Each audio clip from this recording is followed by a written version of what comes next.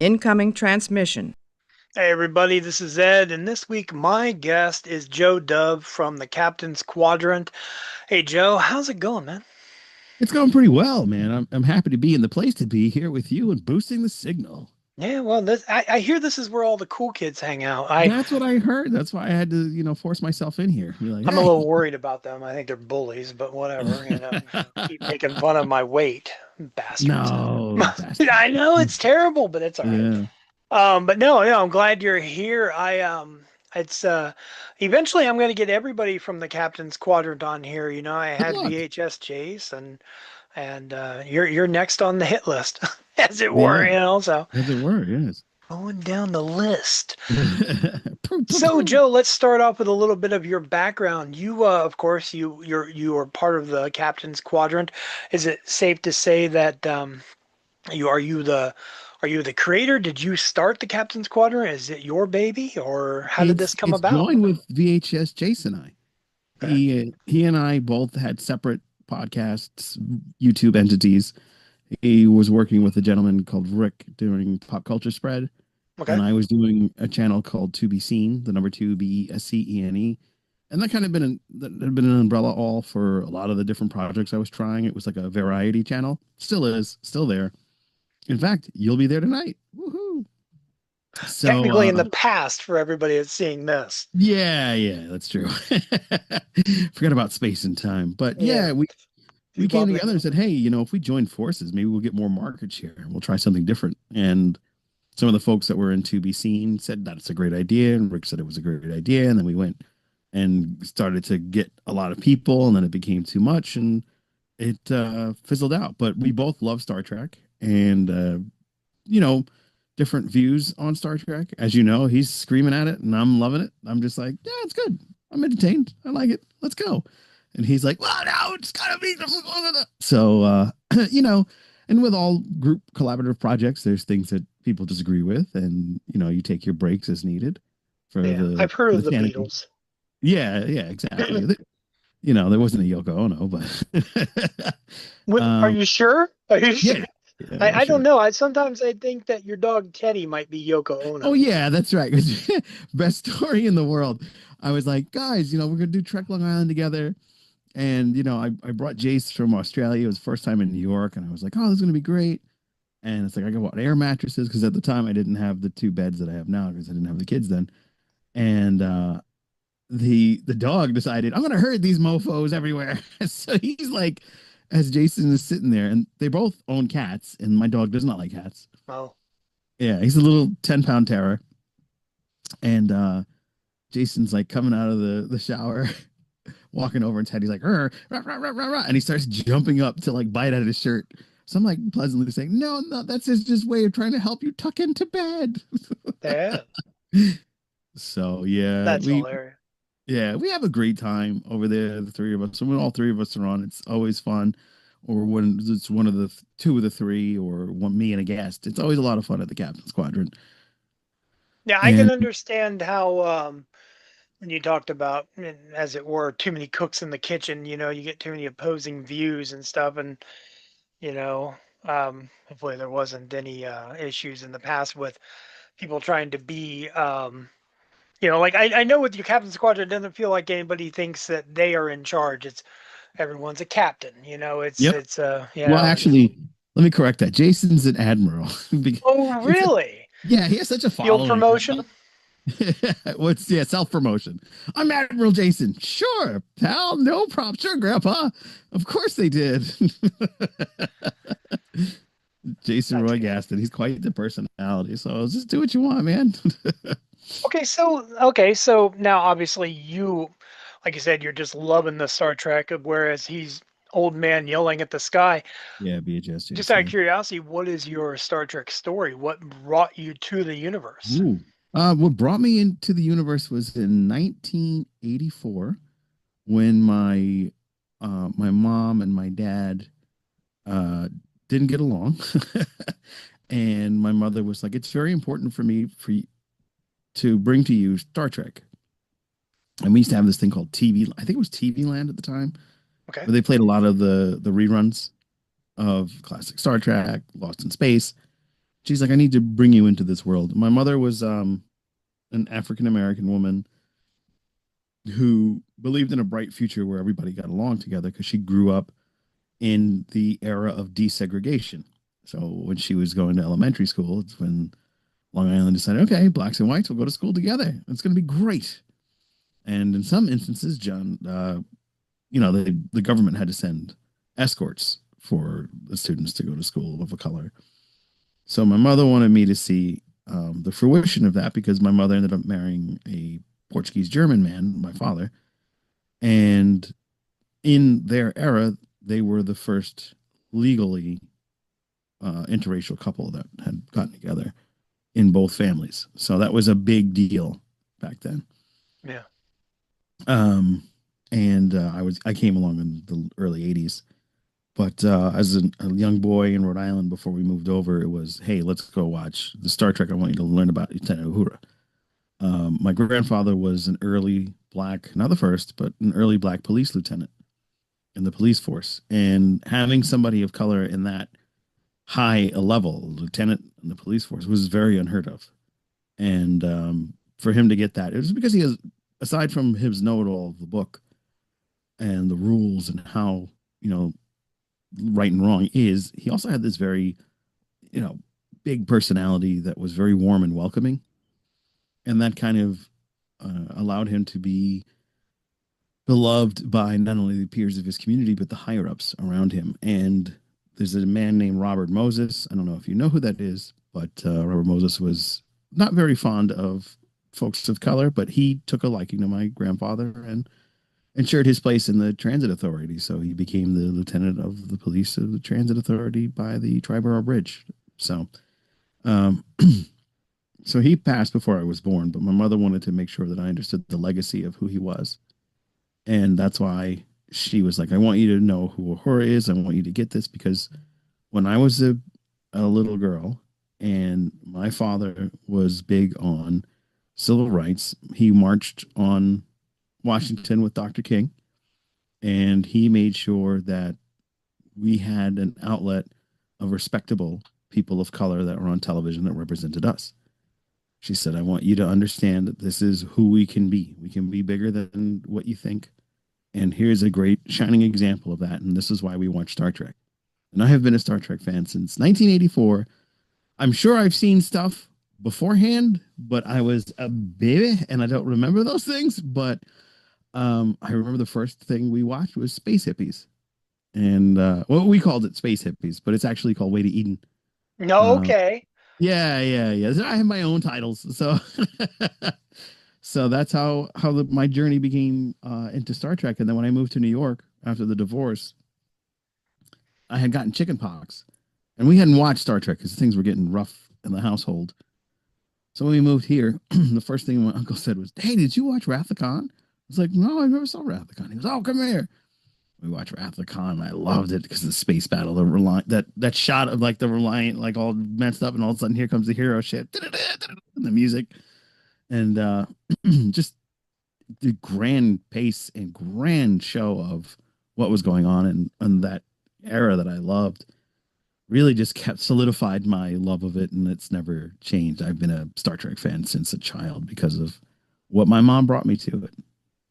That's a really good story, and I'm glad that like you brought up uh There's like a hand behind you. No, I'm kidding. what you weren't supposed to see That's a that. That ghost. you weren't supposed to see that. No, the I'm glad you brought up like TV Land and stuff like that because like when I was it's not about me, but like similar. Like I was watching animated series and TOS on Nickelodeon. Like they had Nick Kids and stuff like that Mm-hmm. around 83, 82, 83.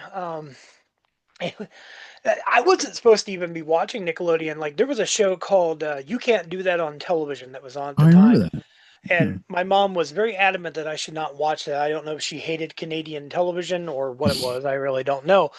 But she was, Canadians. yeah, damn Canucks. But anyways, so she was very adamant about me not watching that show. And but yet I would, sneak and watch it anyway, like all Hmm. kids do. It's Yeah, like, as you do. but I ended up discovering Star Trek the animated series, and then so that was I like that TV Land was in there too. I remember when TV Land I think TV Land still exists to a degree. I think. I mean, I think it's gone. is it?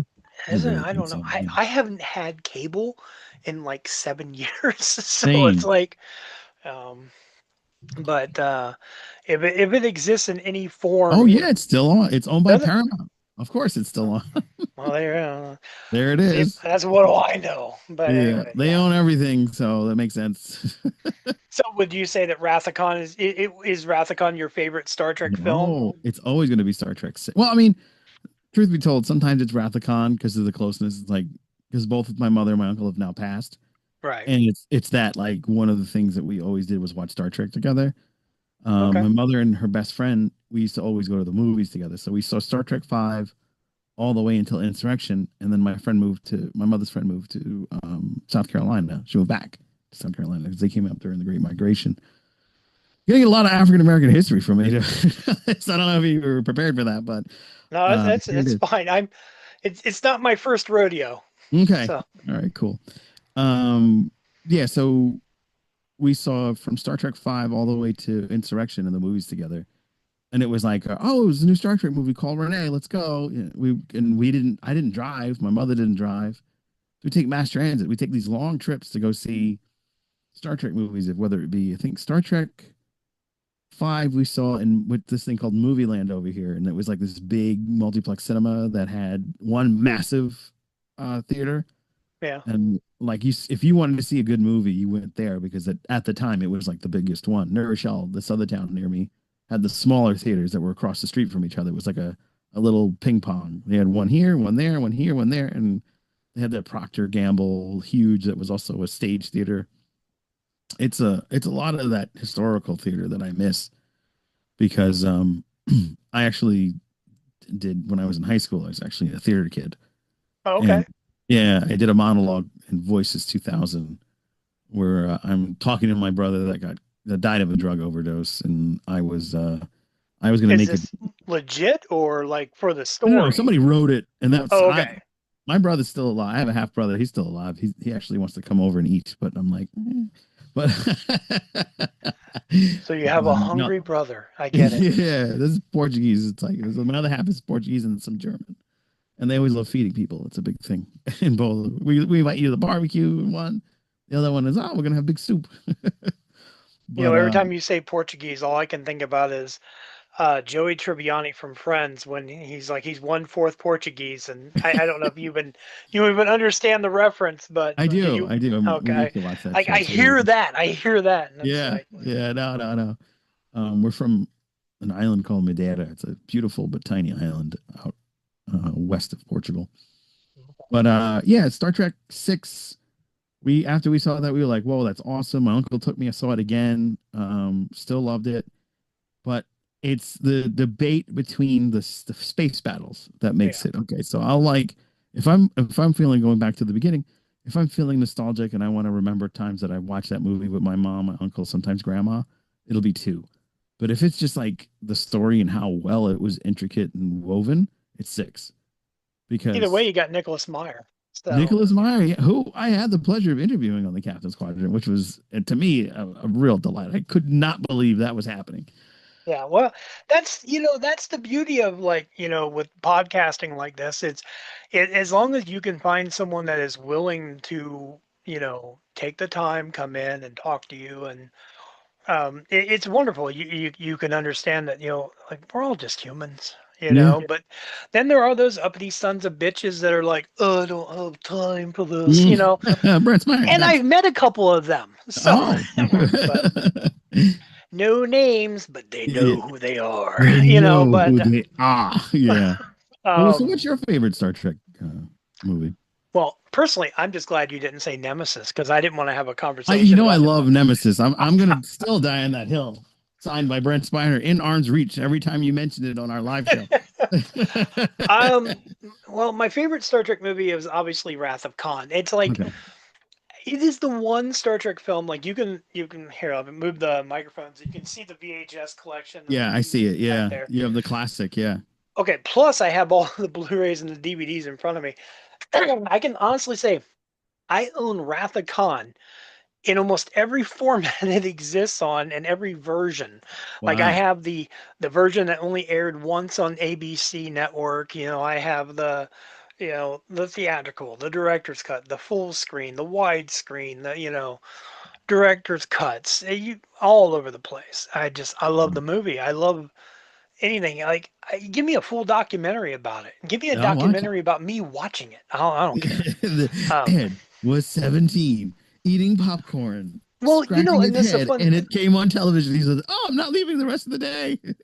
When I was younger, my buddy Brian and I, we used to gather, well, us and a couple other people, we would gather, watch movies, and record our own commentary tracks. Like That's amazing. we would have it set up to record so that we could watch it back and listen to what we thought. And it's like it I was for absolutely nobody love but that. us. I want release the Poe cut, man. Let's go. And that's stuff that probably I don't even have anymore. I mean, those Oh, what a shame. like I probably have maybe one laying around I might be able to scoop up, but there was stuff that we'd put on like the old CD-ROMs and Oh, stuff, and yeah, yeah, yeah, you yeah. get disc rot and stuff like that. And Yeah, unfortunately. um Who knew about sunburning and all those things? yeah, and unfortunately it happens. But yeah, I love Rathacon. It's definitely a favorite. But if I had to pick a second, if I had to pick one that wasn't in there, I'm gonna go with the emotional one. I'll go with Star Trek 3, Oh, because like you, I have a Death of connection David. to it. Hmm? Death of David. Well, no, no, I don't care about David. Oh, it's like I wasn't connected to David. No, That was no, it's all because it. my dad took me to see it. I got the Oh. like I remember. Fun fact about me. Mhm. Um, I remember everything. So Okay. like I have a really, really good memory. And like so for me, if I sit here and like we're talking about my dad taking me to see Star Trek 3, I in at the exact time I'm talking to you about it, I'm seeing it in my head. I have Like that I same thing. Yeah, and so I remember going to see that with him, going to Taco Bell afterwards. I still have the glasses from when we Wow. afterwards. Great memories. So it Mhm. comes down to memories. And I've tried to collect all the movie posters from all the Star Trek movies. I have everything except Insurrection and the Kelvin films. Oh, wow. Those are the only ones I'm missing. Otherwise, I have all of the original posters. I So, had a really close friend of mine who became a Trumper, and we kind of like don't talk as much anymore. But he been was a there. yeah, he was a and he's still like I can't believe it to this day after what's going on. But he was the projectionist back when they actually had reel to reel, Hmm. and he had all these movie posters, and he was like, "Hey, we're clearing this out because everything's going digital." So I have it right here. I have because I was supposed to go put this in a frame, but I have the Revenge of the Sith Oh, poster, okay. Sweet. the movie poster from what was it, the 90s with Palpatine and everything.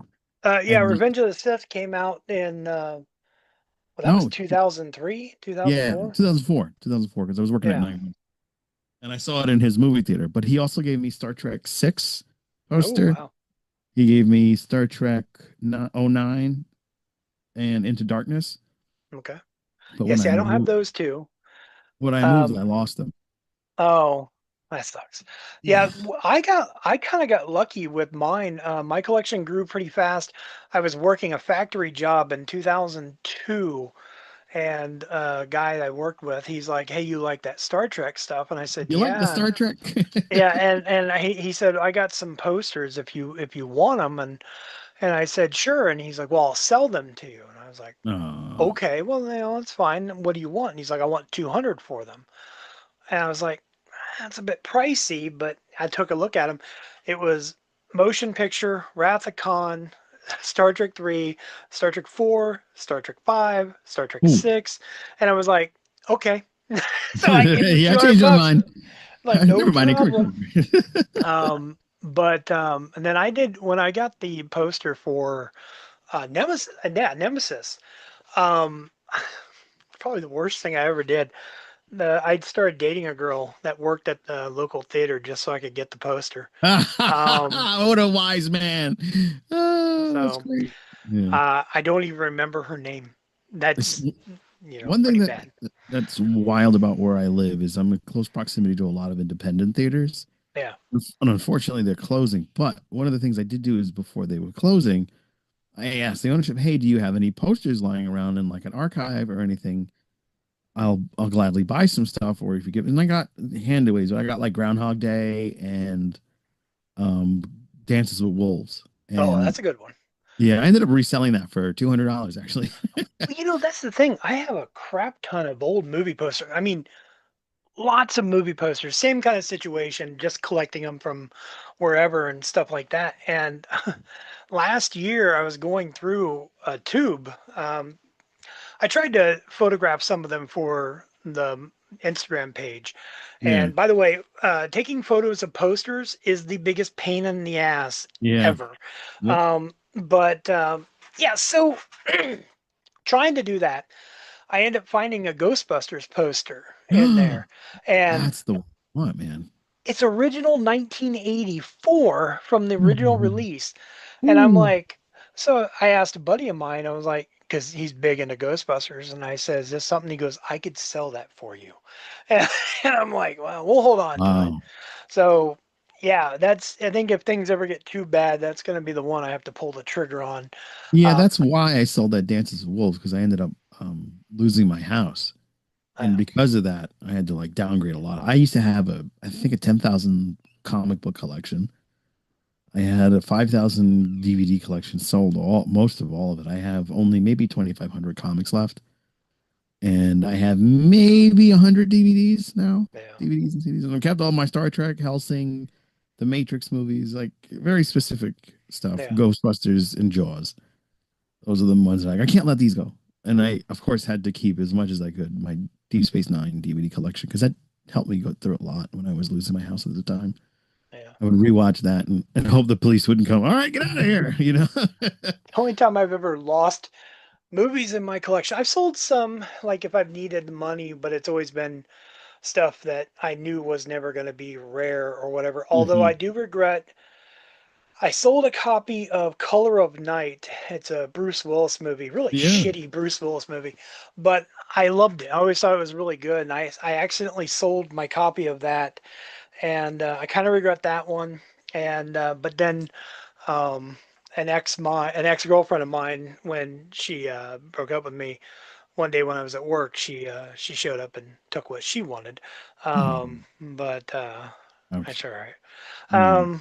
That was 18 Yeah. years ago. Yeah, I'm So good.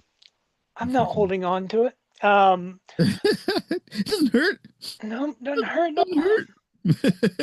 But but no, I understand. Like I've sold off some comics here and there. Like when I got this apartment, like I was still a little off, but with a little help from friends, like I have a friend of mine that helped me out. She helped out. She was a big help. She gets residual checks for something that she had done, and Oh, that's cool. she ended up signing over a residual check to me, and that helped out. So, What a and see, isn't it comics. great So, when you huh? run into people like that? Yeah, yeah, oh, yeah, yeah. I try to surround myself with good people. The bad people, I've talked about it before. I like to refer to life as like a TV show, and sometimes characters get written out. Yeah. Yep. I get Like, that. oh, it was just a really terrible storyline where that person had to go away forever. Yeah. Oh, it's so tragic. They just Yes, it disappeared. was. So now we've talked about you.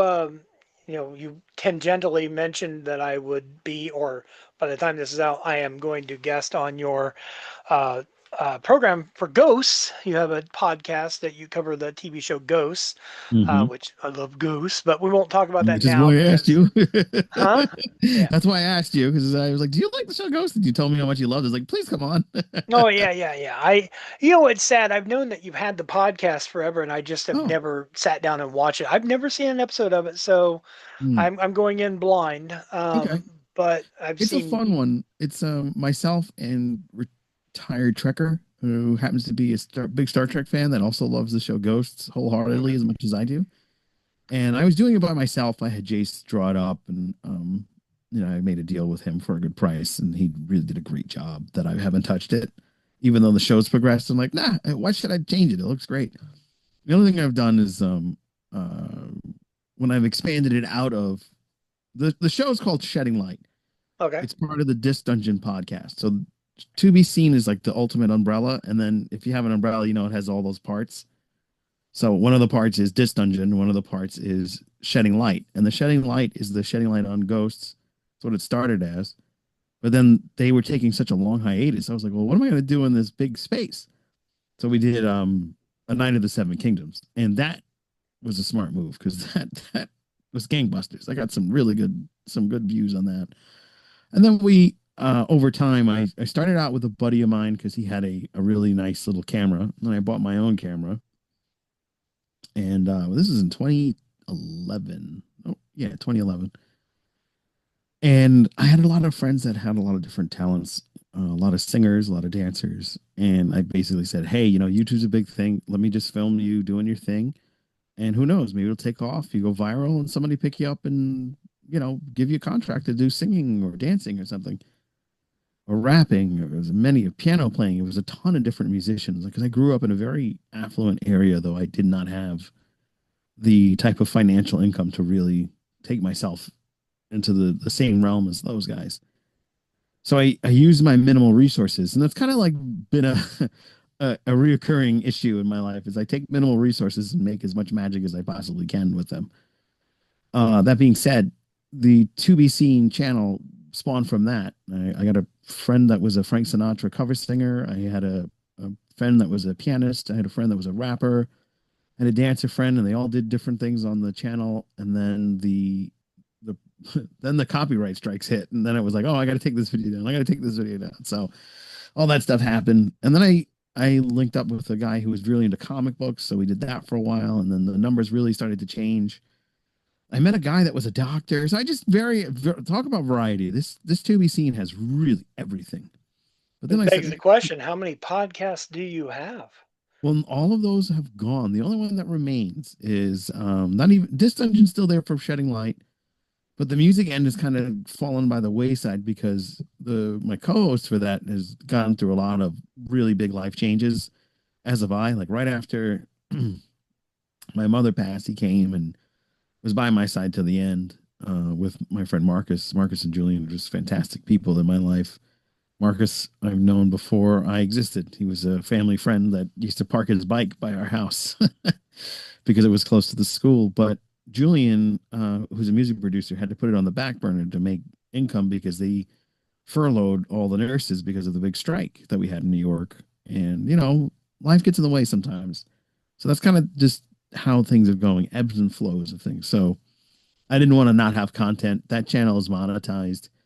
It made even the old stuff is still making little bits of pennies on the dollar. So I said, if I do something, I have an opportunity to do some type of coin. And that's why I brought the Shedding Light up. And that's paid for itself now, thankfully. It took a year. Well, here's uh, the thing, like you talk about the ebbs and the flows and stuff. Whenever people say, "Oh, I didn't like this episode of this," or "I didn't like that episode of this," or whatever the case may be, I always use the same, I don't want to say story reference. I say the same thing. Life is not every day of life is great. Like not even every week is great, yeah, and that's the same. Like look at the TV show like Life. It's not everyone's going to be a good one, but you yeah, got to stick around for the next one. Don't quit on it just because you didn't like something that happened. And that's it's like not to be too dark, but it's like when people say life sucks, why do I want to be here? And they think of, hurting themselves, which is terrible. I always say to them, stay with me because it's going to get better. I mean, yep, it's like Star Trek Starfleet Academy, for goodness sakes. So many people are like, I hate this. This is terrible. But then you get this week, and it's like, this is the best. And it's like, yes, because it's a story and everything has to take time. And, and Yeah, your ebbs and your flows are yeah, the same thing. exactly.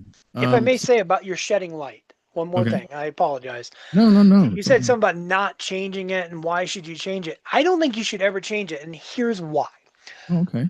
Okay.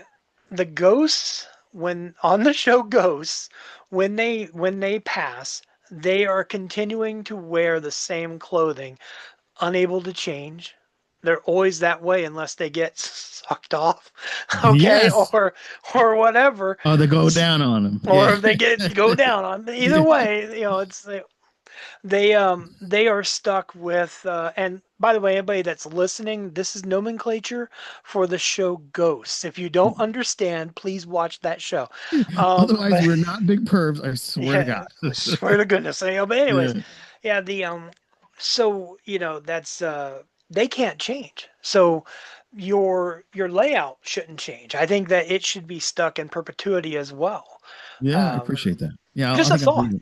No, a no, good I'm leaving it because like the way Jace set it up, you know, secrets out of the bag. Jace is probably one of, aside from yourself, one of the best designers out there for podcasts and how these things look and how they look on the ether of the world and the internet. So, having that availability and having him be cool about helping me out has been a godsend because I don't think that show would have done as well without it. Because you got, it's a talking heads setup. This is me in a box and somebody else in a box, but it's around the box. Like what he did was instead of just having the classic static spot or just stars flying by like we do in Star Trek, he made a book that we're smaller in that sense because the book pages turn and you get a fan. So it's like that desk in the beginning of the show and like the cup that always moves. Well, this is the yeah, book that always turns. And then on top of that, the fan's blowing. And then you have this subtle mist that's also coming by. So it's so much enthralling eye candy that I'm just like, okay, yeah, let me keep this because this looks too good. So like when we did the Night of the Seven Kingdoms, we just kind of increased it so it covers the book a little bit, but that book works for that too because everything we're talking about is telling a story. yeah. So why make that change? Just keep it shedding light on Now, whatever. to its credit, though, on the show Ghost, the desk does change every season, Yeah, every season, but in the long run, it's the which, by same. the way, let me ask you a question. Just as Yeah, off the topic, we could talk Ghost tonight, yeah, but have you noticed the 30-day chip on the desk this yeah. season? Who is that for?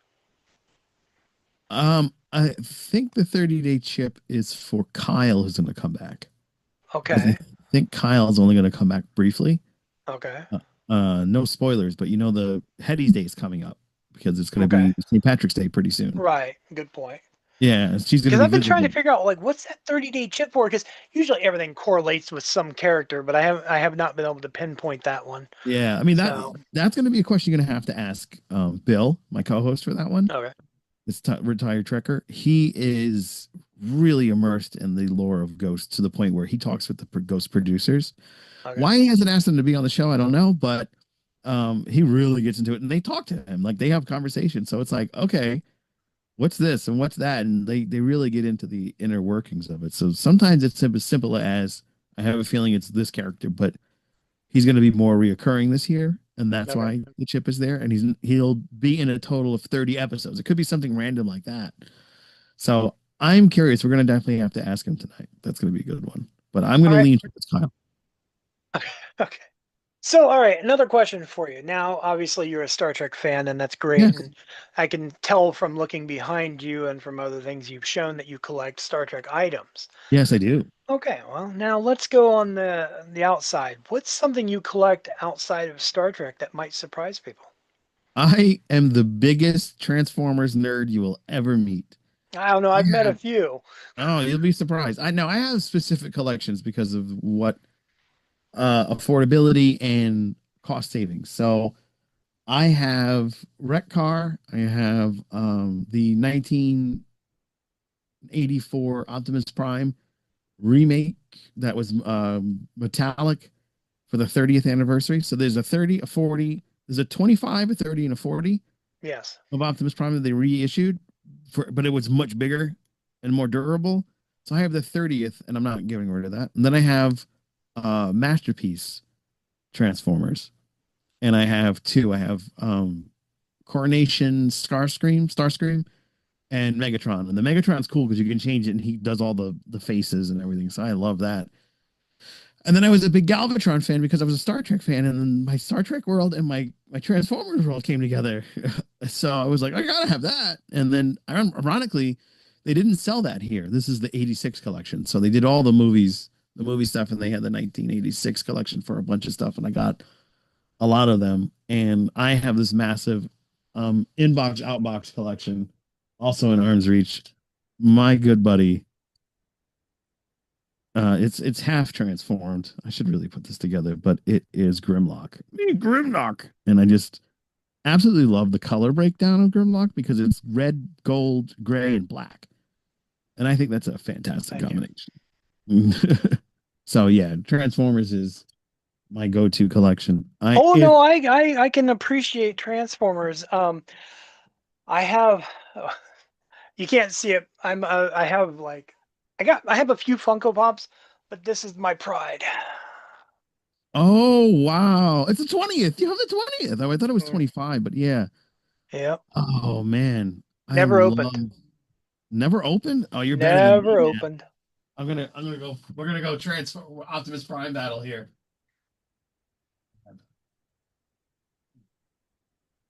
And I There you go. can't tell you how many times I've thought about it. Like, because I think, okay, I could open this up. I could take some really cool pictures.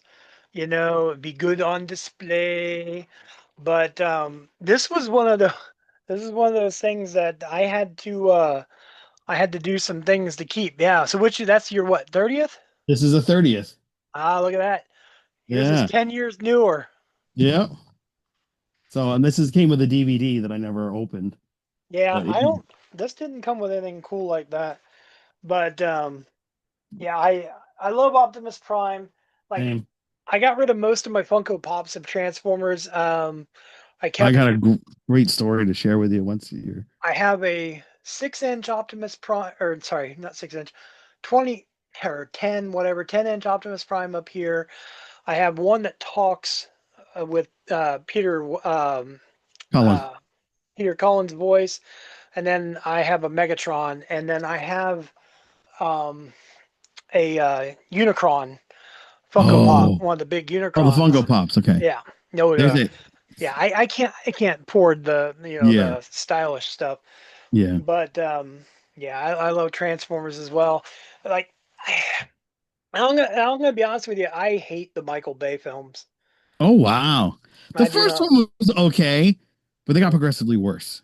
Yeah, I To don't the like point where them. I'm like, okay, can you stop? You know, like don't make Now, these anymore. I love Bumblebee. I thought Bumblebee was Bumblebee was really fantastic. good. Bumblebee was fantastic. And what was the one that just came out? Year one or Oh yeah, yeah. Whatever it was, year yeah, one. Some that was good too. That that was was good. good. But that had nothing Uh, to do with Michael Bay. No, that was Chris Hemsworth or whatever. Yeah, yeah. But Yeah, Michael Bay wasn't involved in that. So I think yeah, I mean he might have produced, but he wasn't directing or anything like that. So here's a yeah. fun story. I went to a B not B. I went to a very small, intimate Comic Con in New Jersey, deep in Jersey, and one of my favorite artists is Walt Simonson. He's famous for drawing Thor. He came up with the look of Beta Ray Bill. Okay. And I always thought Beta Ray Bill was a dope version of Thor because he had that like horse mouth that just looked menacing, but he was a good guy. So I had the opportunity to meet him. I was like, absolutely, let's go. So my partner and I went out to deep in Jersey. And who would be on the other side? They did the comic book alley, and then on the other side they did 80s retro. And I'm thinking, oh, 80s retro, maybe they'll have like a Ninja Turtle or something there. And they did. But right next to that Ninja Turtle with a very long line, love comics. Yeah. But I have She-Hulk number one, Oh, very nice. 9.0. Um, I have Secret Wars number one at a 7.5. So my greatest achievement is I went to a comic swap, and I had this comic, my uncle's version, and it was a regular comic book edition. Yeah. So it had the little Spider-Man instead of the barcode. That meant the barcode came from uh, getting it on the shelf, and the Spider-Man is mailed to you. Correct. Yeah. So if you have this is what's called the newsstand edition. Right. This is rare. Oh yeah. It's more rare because newsstand is the first print. It goes right to the newsstand to be sold, and hopefully it sells well. If it sells well in the newsstand, we're going to reprint this on a larger scale. So this is a newsstand edition that I got a 9.4 grading on, which is It's a great incredible. deal. It's a good deal. Yeah, it's a good number. This is the Walt signed by Walt. Sweet. It is a pain in the ass to do this because aside from going to get this done and keeping the comic in great condition, this comic came out when I was 2 years old, but and I swapped it because this guy had like a bunch of Thor comics that he wanted to get rid of, and he got it from his dad, and I had my uncle's collection, and I was swapping. So he got my X-Men number 12, I think, which was the one where they met Frankenstein, Okay. and that was worth a lot by itself. So I was like, whatever, because it was in bad shape. And as was this one, he was like, I tell you what, we'll just hand over these and then it'll work out. I was like, okay, cool. Got this guy, met Walt. Walt was an hour and 20 minutes late. Kind of like some of my coats, but basically cool guy. He was like, "Oh wow, you have a newsstand edition of this? How the hell did you get that? This is not yours. You're way too young to own this." I was like, "Yeah." Long story short, it was my uncle, so that I got it. So, but at that same comic, this is the two of the same comics. Here's my Transformers number one. Now, see, I have that one, but it doesn't have those pretty scribbles on it.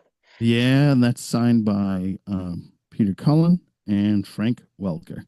That's Optimus awesome. Prime and Megatron himself. There's Peter at the top. Those guys were so much fun because they kept going, "Will you get me a pizza?" Like they would just go in and be those characters asking for random shit. And they're a lot of fun. Both very nice gentlemen. They had the long Walt, them, and Todd McFarlane had the longest line. I was just shocked who was the weight of the people that were there. I was like, for the middle of Jersey, this is an incredible outing, man. Yeah. The line was long. The tickets were pretty decent. Probably like $50 now, but back then I want to say it was like 25. But I yeah, think so I'm gonna. the process of this is a pain. So I have to. You can't just go and be like, sign this for me, please, and call it a day. They have to have a representative from CGC sit there because they have to witness it for your Yeah. certification. And when you do that, they go, okay, this is certified, and you have to go to their booth and give them the comic, and then you have to wait 6 months. Yeah. And then they kind of go through page by page to give you a grade on how the pages are, if it's turned, which is brown, or white or off white. If it's pure white, which is very rare, you can get yourself a 9.9, but that's almost impossible to see. My Transformers is an 8.0, but that's also from what is this, 1984. So my uncle bought this because he was like, "Oh, that's pretty cool." And then he took me to the movie right after, and I didn't even know because it says one of four in a four limited series run. I Right. was like, "Oh, okay, whatever." And I had it, and I was like, "I love Optimus Prime," and I would read it because I loved Optimus Prime, not knowing that that was actually Transformers number one. So I got my greasy little digits on it, and it lost numbers because I couldn't stop touching it. It's another problem in my life. But Well, anyway, no, no. I that's unfortunately it's the a true story of everything in life. We get our grubby little fingers on it and we rub yeah, away all the numbers. yeah. We deevaluate things. But I for those that are really big into comics, I'm currently working on a project with my former pastor who retired.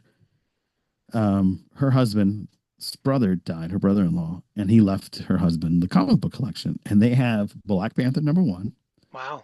first appearance, excuse me, not number one, first appearance of Black Panther, first appearance of Red Guardian, first appearance of Rhino, first appearance of the Scarlet Spider. And like he just had these crazy key issues. So I'm getting them like doing the process of registering them with the CGC, getting them graded, getting them slabbed, get pressing them so they don't have any issues, and then getting them sent back. And they'll be available at my eBay store called Real Nice Seller 22. Some of them, not all of them. The You'll big have ones to you gotta send me a go to. link so I can check it out. Yeah, the big ones, like I have the entire first run of Hal Jordan from the 60s available on that site, which is like Wow. first appearance of Starfire, I want to say, or Scarlet Starfire, or something like that. Yeah, It's see, just, mhm, Starfire, like my wife is a Starfire fan, and we like she was buying up Starfire in 2016, 2017, something like that, around the Rebirth era.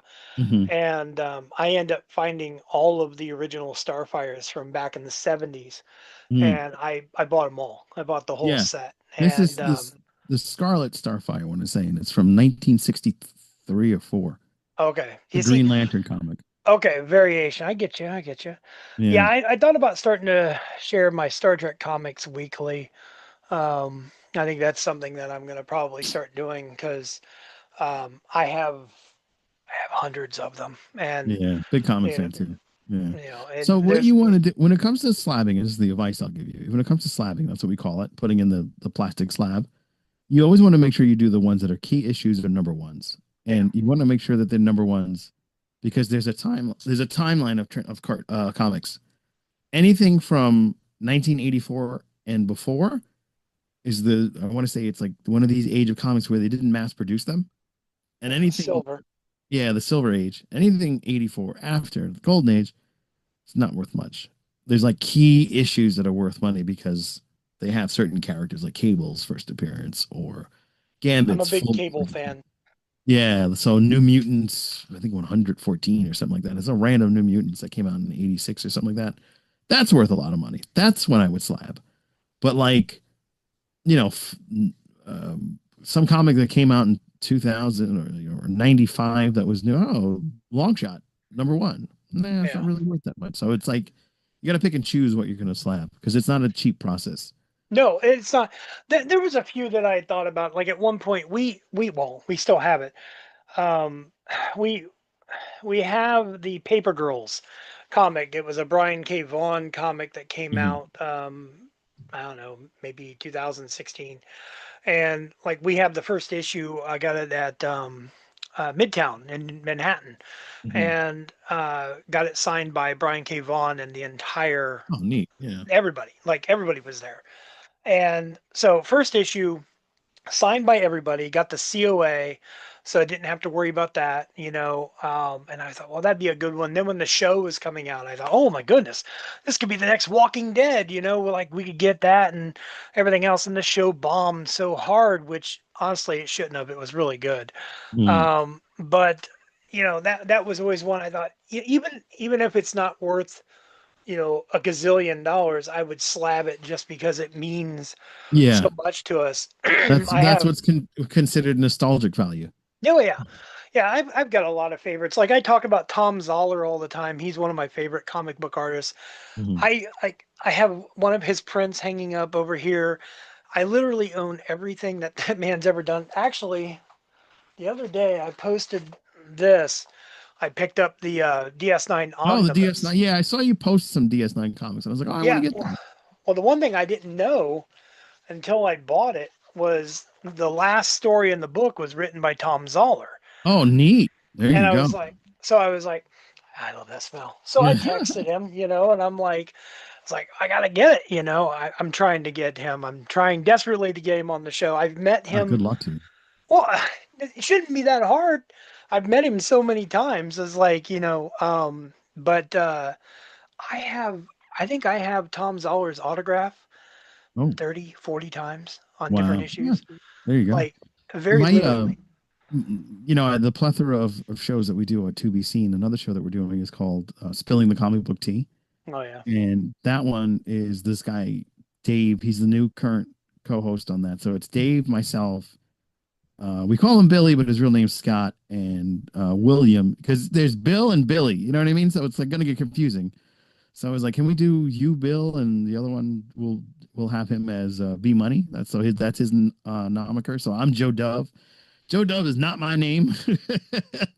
So in case Well, that's that's a what it's going to say on this episode. yeah, that's what people know me as, but my real name is not. I was clever. I said I'm going to translate my last name to be my online name. I'm smart.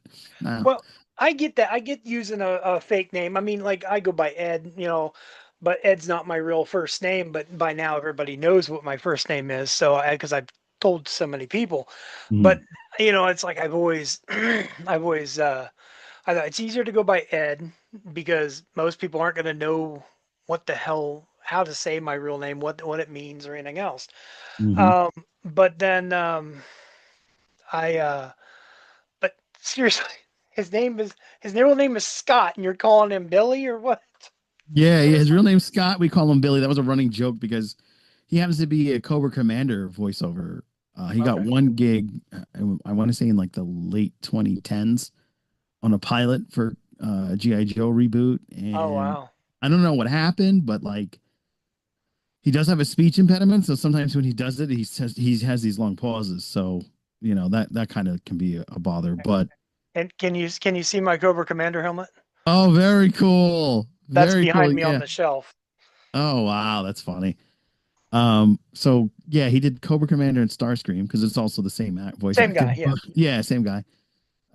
And we did this thing called Retired Commander Life, where he was a retired Cobra Commander. He's like, "What do you do as retired?" And he goes, "Well, I still assassinate people." And then like I got killed on the show because we used to have these really cool effects where it was like people doing stuff. So that was a fun thing that we did in the beginning of To Be Seen. At the end of To Be Seen, we do a show called One Week Later, and Billy, Billy and I, Scott. who's Scott, yeah, Scott, whose name's Billy on the show.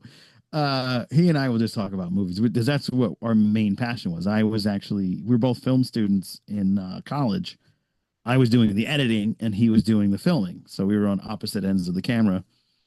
But he was like, "Yeah, you've got a really interesting voice." And I was like, "Oh, thank you." So I ended up being the bad guy in his short film. So I was like, "Yeah, whatever, I'll do whatever. That's fine." And I'm always very poised in person until I'm comfortable, and then I'm like, "Look, it's Joe." You know, totally different Joes when you hang out with me. But yeah, we've been friends since 2000. So I was like, "Yeah, I'll do whatever." And then he hopped on with To Be Seen because I knew his voice talents, and we did that to accentuate them. And he got the gig, and I don't know what happened after that, but I was very proud to see that me buying $100 Cobra Commander costume and him running around as chubby as he was at the time. It's like, I'm retired. What do you want me to do? I'll just kill people on the regular. So like it was a lot of fun. But now with spilling the comic book tea, he's had a lot of stories where he meets these comic professionals and how some of them kind of killed the industry. Like I forget the gentleman's name. I don't have my phone near me, but there's one guy that just didn't want to finish his comics. Hmm. He just sat there and just said, "Nah, I don't feel like finishing it." Nah. And then you have of course, the saga with America's Sandman gentleman, Neil Gaiman, Oh, who, Gaiman. yeah, Neil Gaiman. Yeah, Now, when he see, kind the of, thing about Neil Gaiman is I'm a Neil Gaiman guy, and you know, it.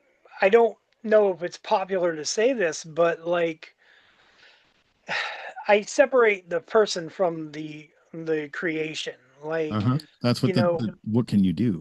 yeah. I mean, like, I love Coraline, I love Sandman, and there's accusations against him. I don't know if they're founded. I don't know if they're unfounded. I don't know. That's Oh, well, beyond. definitely check out this episode of Spilling the Comic Book Tea Okay, because he well, really that's gets into the Neil Gaiman creep thing. okay. Well, the thing is,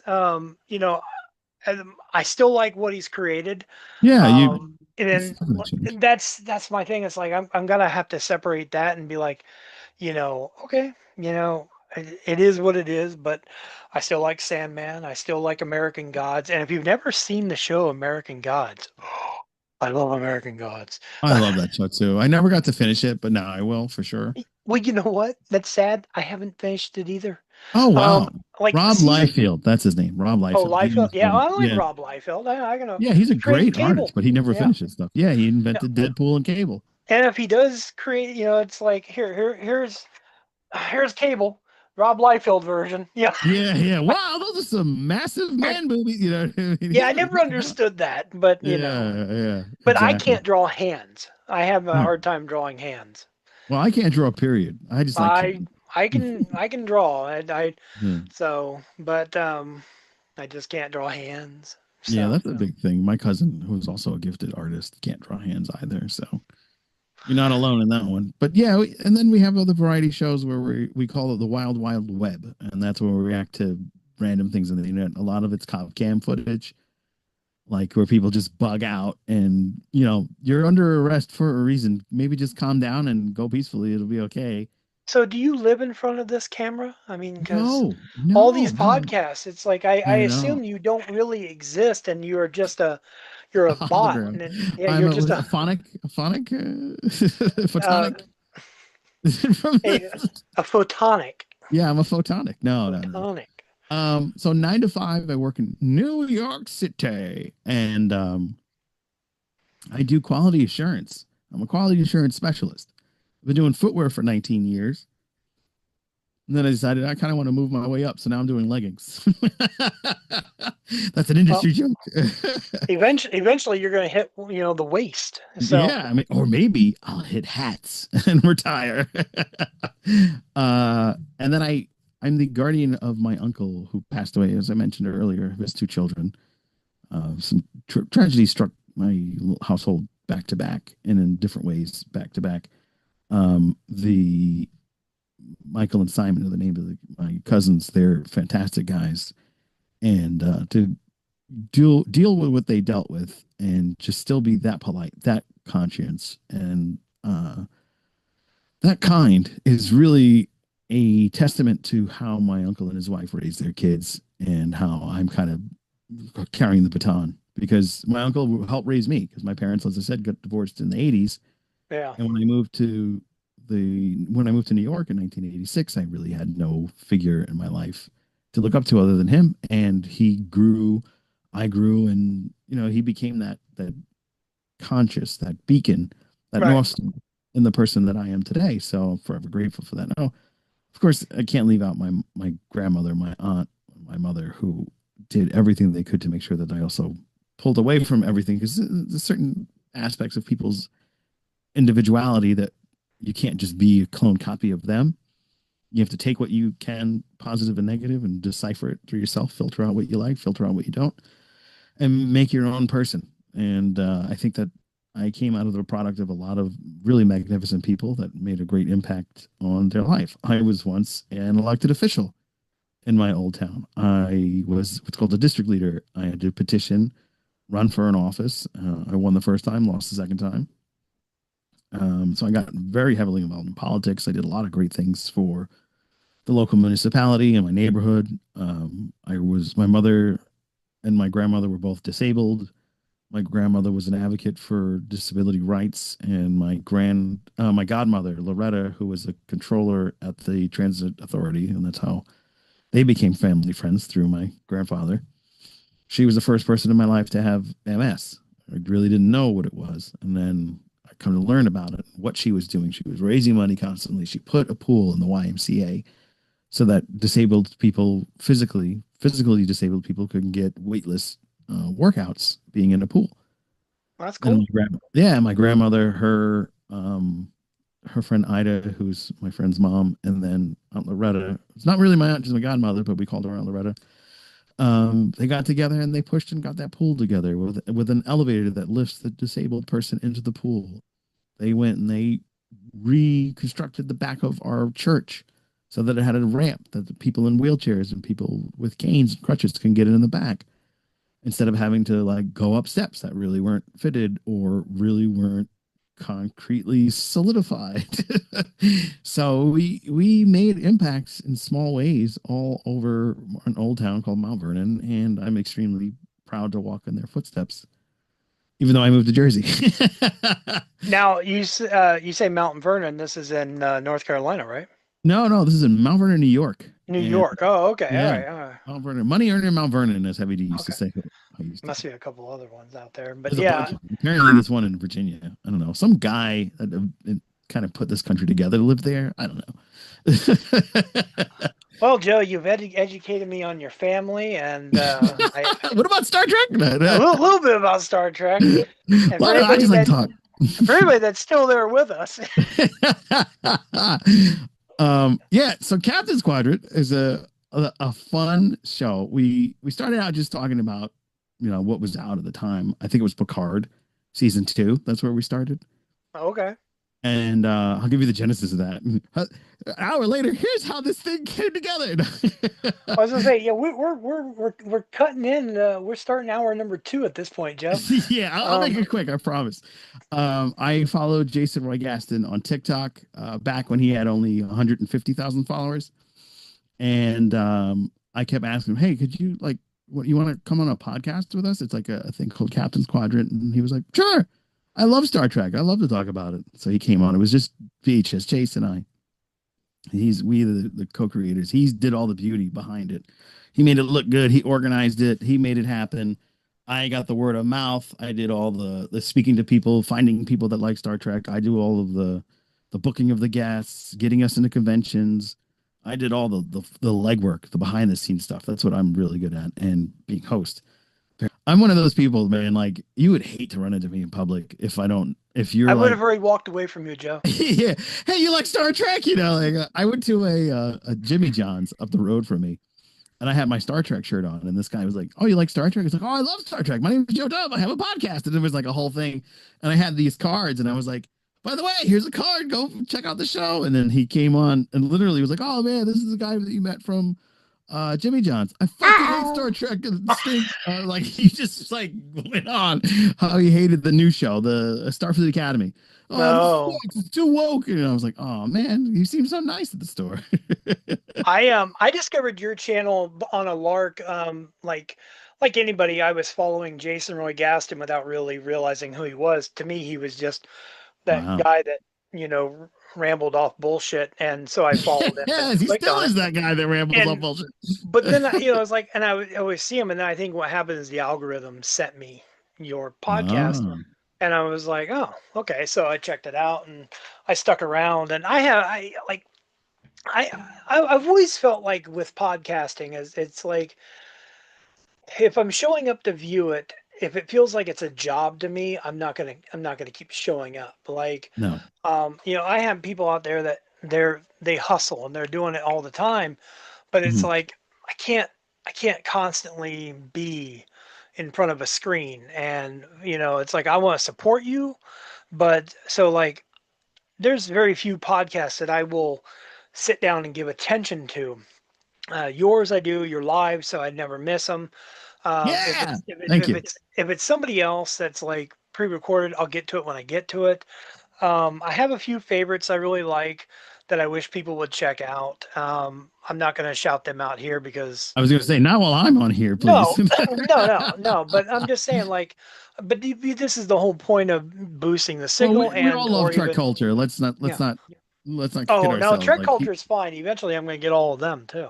yeah, But oh, that I Sean and I really want to get Ellie, but I had Sean. Sean ended up becoming really cool, and we hung out in Long Island a couple of years ago. So yeah, he's definitely he you should get. He would probably be a very Sean's already approachable. been on the show. Oh, see, See, no, you I'm you talking just about. don't watch my show. No, I do watch your show. I'm just saying, like in person. I bet you can get him there Oh, in okay, with you.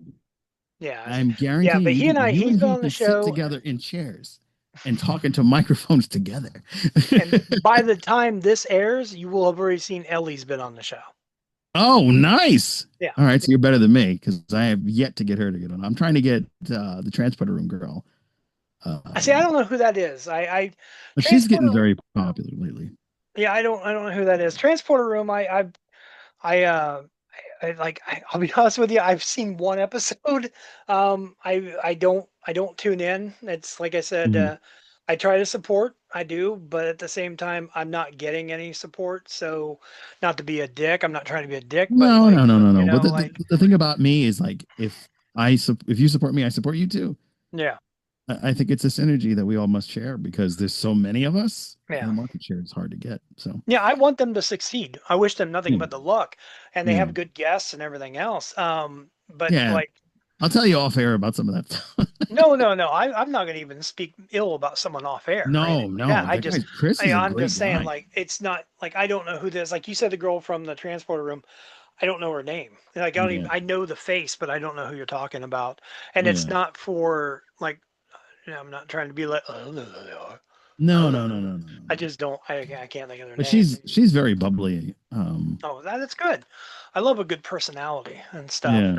I mean, she And it's obviously not somebody I follow. no, So, yeah, no. Our mutual friend, he had her on. Linda Pages, that's her name. yeah, I don't know her. It bothers me when I don't remember the name because I'm usually pretty good at that. So I was like, ah. But yeah, I'd love to have Ellie on. She's really neat. I Yeah, really respect her a lot. But Sean and Garrett Wong are the people that got me into podcasting. They kind of inspired me. It's like I'd like to do something long form, and I just started out with a music podcast because I saw what Sean was doing for so long, yeah, and what Garrett was doing, and I was like, good, because that was all pandemic stuff, and I was like, I bet you I could do this because I I have the gift of gab, yeah, and sure enough, I've met the right people to help me make it visually look good. So when you are doom scrolling on Spotify or whatever, and you come across the Captain's Quadrant uh, thumbnail, you're like, this looks for me, look interesting, and then pulls you in. Luckily, I got some Jason who was able to facilitate that for us. And then it's all about getting the right guests on and having synergy and having a good share with them yeah. because when I get excited when I see your stuff come up because you have a great look.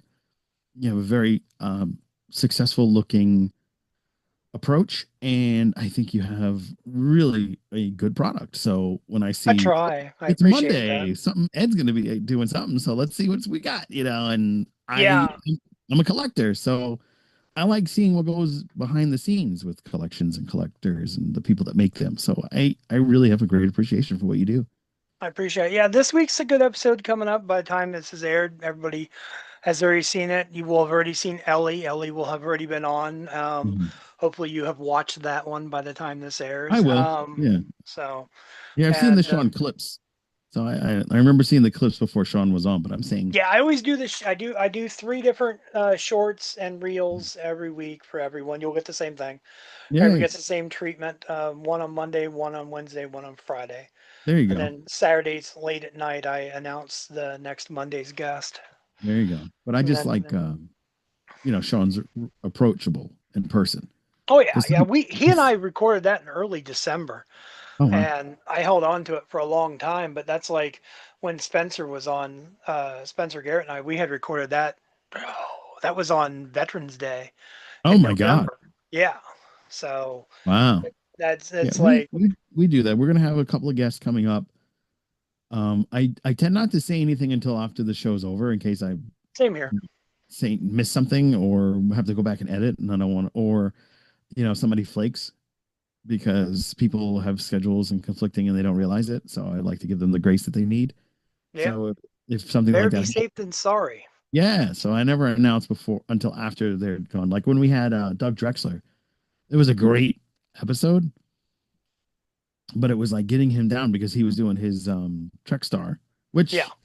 which I wanted to help support. So I was like, hey man, let me know when you have time.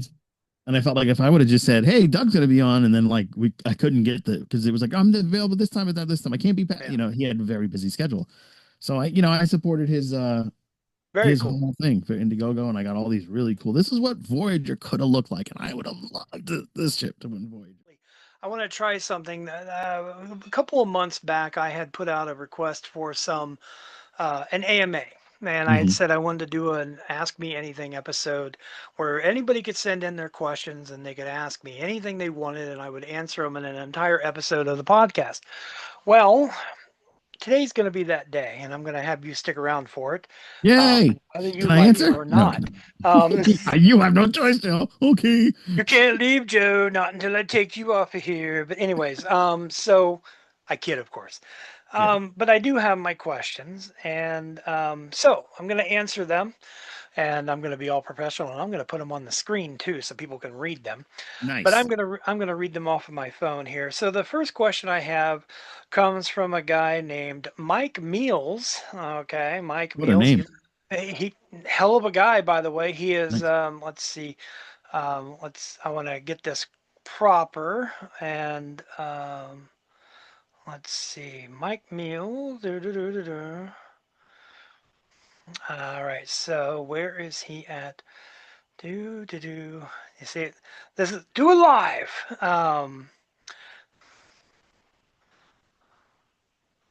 Okay, Mike Meals is currently a candidate for Katy City Council Ward B Ooh, good luck, in Mike. Katy, Texas. Good luck, Mike. We wish you all the best. But Mike sent in a question for me. He says, "Yes, hello. I have an AMA question. How does such a good dude, who clearly is an intelligent man, still find it in himself to root for Michigan and Chicago? I had so much hope for you." Well, Mike, I grew up a Chicago fan. It was embedded into me by my family. My grandfather was a Cubs fan, and my uncle and my grandfather were Bears fans. So it's only right that I root for them. As for Michigan, I I did a lot of my growing up in Florida, and I moved to Ohio, and everybody was like, OH, and then the other people would say IO, and I thought, I can't respect anybody that it takes two people to spell one word. So I decided to root for Michigan. But thanks for your question, Mike. I appreciate it. Okay, so on to the other other questions we have here. We've got a question here from Larry. Larry comes from the STS Guy podcast, a great podcast out there. If you're looking to check out one, it's STS Shooting the Shit. Okay, Oh, so that's fun. Yeah. it says, Hi, Ed, sending in a few questions. One, where do you see boosting the signal going in 2026? Probably on YouTube. Okay. Good Um, news, right here. Question number two. If you were a Starfleet captain, which era of starship would you want as your command? Ooh, Well, ooh. I'm going to go with Defiant, late 24th century, Deep Space Nine. And I would only command it when Captain Sisko was away because I would never disrespect Captain Sisko. Don't Uh, disrespect the Bing. That's for that's right. sure. He put on his sunglasses and bitch slapped me. Yeah. Goodbye, Q. Okay, and his third question for a new fan just starting out their own collection, what is the best piece of advice you have ever received that you want to pass on? Okay, Mm. don't believe the hype. If something says limited edition Snap. or there's only so many left, don't believe the BS. Don't buy it just because you think it's going to go away. So that's the My best advice.